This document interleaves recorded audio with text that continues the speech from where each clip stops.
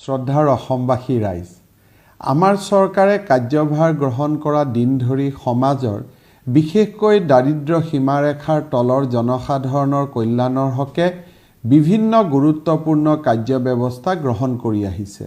ইয়াৰ অংশ হিচাপে অসম চৰকাৰৰ খাদ্য আৰু অসামৰিক যোগান বিভাগৰ দ্বাৰা জাৰি কৰা ৰেচন কাৰ্ডৰ জৰিয়তে আৰ্থিকভাৱে অনগ্ৰসৰ জনগণে অত্যাৱশ্যকীয় সামগ্ৰী সুলভ মূল্যত লাভ কৰি আহিছে। উল্লেখযোগ্য কথাটো হ'ল ৰেচন কাৰ্ড থকা বহু পৰিয়ালে পৰৱৰ্তী পৰ্যায়ত অৰ্থনৈতিক সচ্ছলতাৰ মুখ দেখিছে।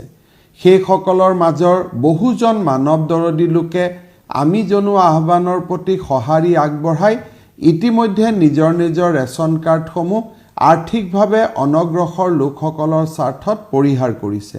এয়া আমাৰ বাবে সুখৰ কথা। তেখেতসকললৈ মই আন্তৰিক ধন্যবাদ আৰু কৃতজ্ঞতা জ্ঞাপন কৰিছোঁ। আৰ্থিকভাৱে সচ্ছল ৰেচন কাৰ্ড প্ৰাপ্ত যিসকল লোকে এতিয়াও নিজৰ ৰেচন কাৰ্ড পৰিহাৰ কৰা নাই, তেখেতসকললৈ মোৰ বিনম্ৰ অনুৰোধ, আহক আমি সকলোৱে মহানুভৱতাৰ পৰিচয় দাঙি ধৰি নিজৰ নিজৰ ৰেচন কাৰ্ডসমূহ সমাজৰ দুৰ্বল নিঃস্বজনৰ স্বাৰ্থত উভতাই দিওঁ। আহক এই মানৱীয় প্ৰয়াসক এটা মহৎ আন্দোলনলৈ ৰূপান্তৰ কৰা আমি একোজন সুন্দৰৰ পূজাৰী হওঁ।